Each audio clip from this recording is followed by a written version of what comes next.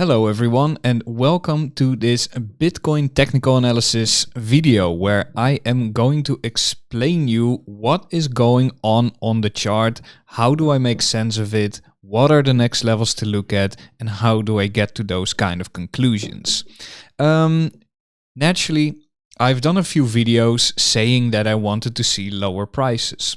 However, in trading, nothing ever is a certainty, and as new information is entering into the market, we are simply required to adapt to that information, interpret it, and add it towards the bigger puzzle pieces and see what is going on.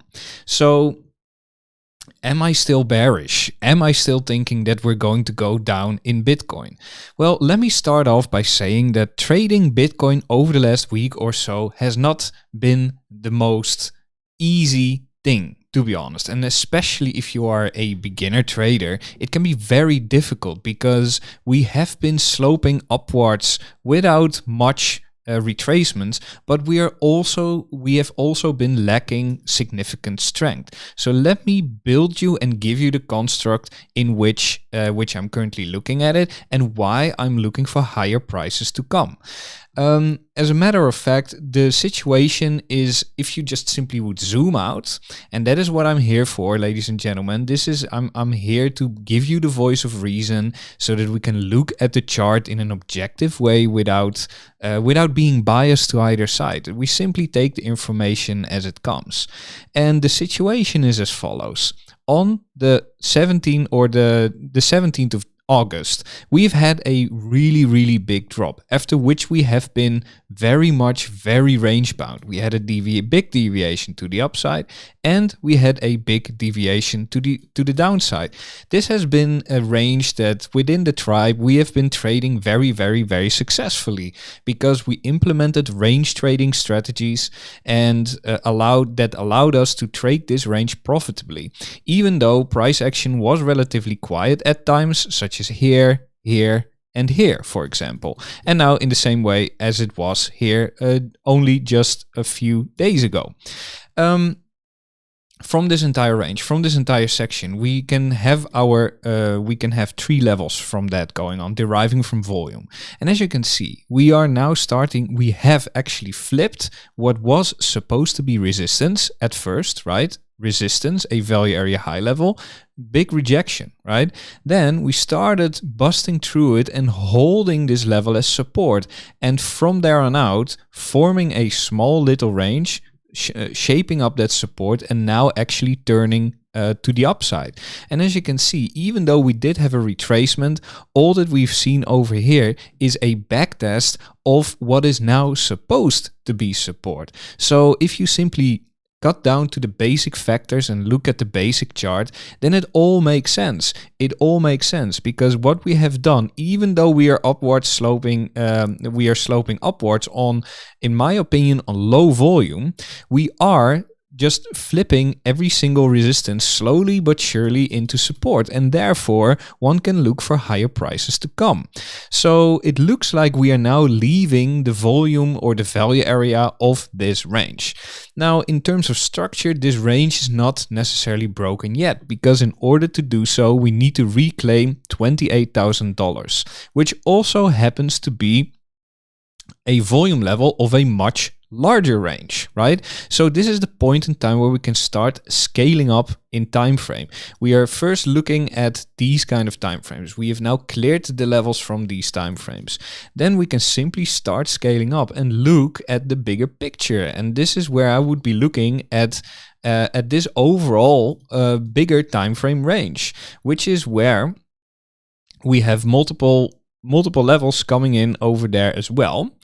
Which are simply going to give us the following levels. A point of control right at the $28,000, which is for me a very important key level, because if we do reclaim that, then really $30,000 is simply back on the table, right? And simply going to have to take it level for level. You know, here, obviously I was bearish and I wanted to see lower prices, and we did take out these lows, right? Hovered here for a while, but then actually came back into it, right? And that already lowers the probabilities of further decrease in price. That actually then gets confirmed even further by keeping on reclaiming resistance levels as support. So this is also the point in time where, despite my bearish bias, I'm not going to keep on shorting every single rise just because I feel that we should drop. The data tells me that we simply aren't dropping, and that at the moment there's no signs of weakness.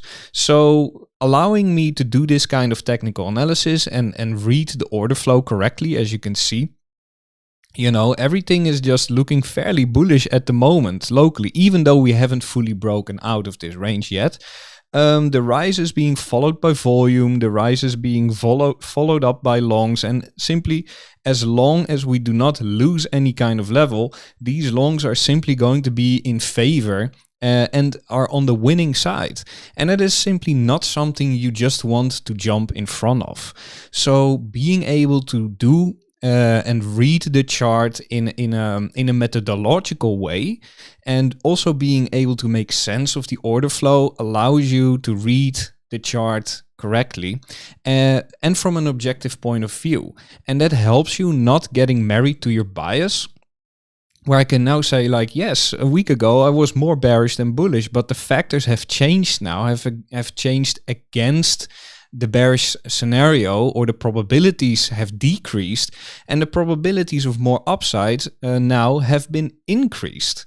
So this is the analysis that I wanted to show you. So overall, I would say the really big resistance level is $28,000 and $29,000. The really big support level is $26,000 as well. But we do have some levels in between, which are some checkpoints, which are coming in at just before that $28,000. We have that 27,800 level as resistance, and now that newly created support at around that $26,500. If we start losing that, then before we are starting to look for those lower levels, we also have this yellow line over here at that $25,800. And as you can see, the way that I've constructed this chart is I'm being aware of the bigger levels where I can change my bias, but I'm also subdividing it in smaller levels where I simply can subdivide it and take it level by level and step by step, where I can say, okay, if this happens, then the probabilities increase in this way. And if this happens, then the probabilities decrease for the other case. So in this way, I wanted to show you this analysis so that you are also aware of what I'm looking at, and simply how I've been changing, how I'm interpreting the information that comes along within the market.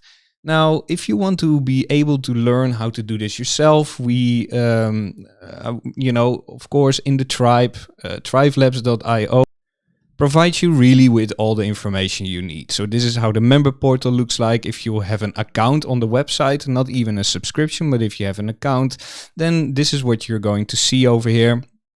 We have access to the day trading updates if you're part of the tribe, but you also have access to our academy, where you can really learn all these things, like how do I actually do this analysis? What are the fundamentals? How do I learn how to read this structure that you're talking about in this video, Mike?